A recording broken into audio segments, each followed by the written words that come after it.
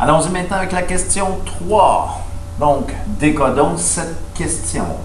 Les droites PQ et QS sont perpendiculaires. Oh, perpendiculaire, ça m'amène à utiliser, non pas ce résumé-là, mais le résumé module 6, entre autres, au niveau de la position relative des deux droites.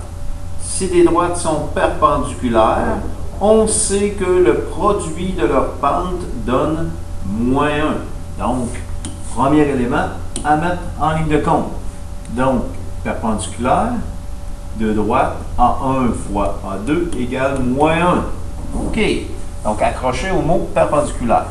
Les coordonnées des points P et Q sont Q égale 4, 4 et P égale 7, 10. Quelle est l'équation de la droite QS? Ici, à première vue, on ne voit rien, justement. Donc, lorsqu'on lit un problème de géométrie analytique comme celui-là, et que le schéma de la situation, non pas un graphique très précis, mais moins un aperçu de graphique, permettrait certainement de voir plus clair dans la situation. Donc, se donner le droit, soit sur une feuille brouillon ou en coin de feuille comme ça ici, d'essayer de voir à quoi pourrait ressembler mon plan cartésien pourra certainement m'aider à démarrer mon problème. Donc, on dit PQ. Le point Q, 4, 4. Je vais le mettre à peu près ici. Donc, Q, 4, 4. Et le point P, 7, 10. 7 un peu plus loin, 10 un peu plus haut. Donc, P, 7, 10. Donc, on a une droite PQ. PQ, une droite comme ceci. Et une droite QS. Donc, passe par Q, ici, et S. S, on ne sait pas sa coordonnée, mais on sait que cette droite-là est perpendiculaire. Donc, allons placer un point S, peu importe où. On va le placer ici. Ça n'a pas bien d'importance. Mais on sait qu'ils sont perpendiculaires. Donc, un angle droit.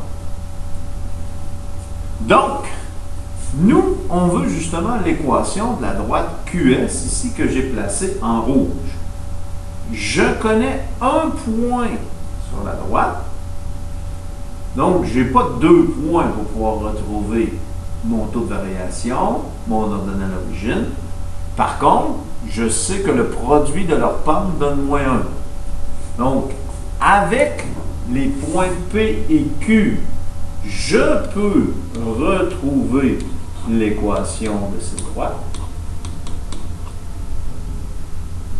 Ici, je connais l'équation de cette droite, je connais sa pente, je pourrais déduire sa pente et éventuellement retrouver l'équation de la droite QS.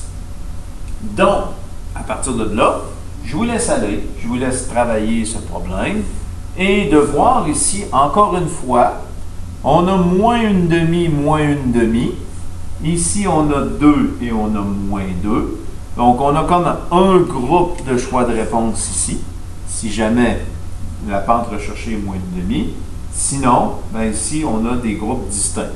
Donc, si on élimine le moins une demi, il nous reste 2 choix.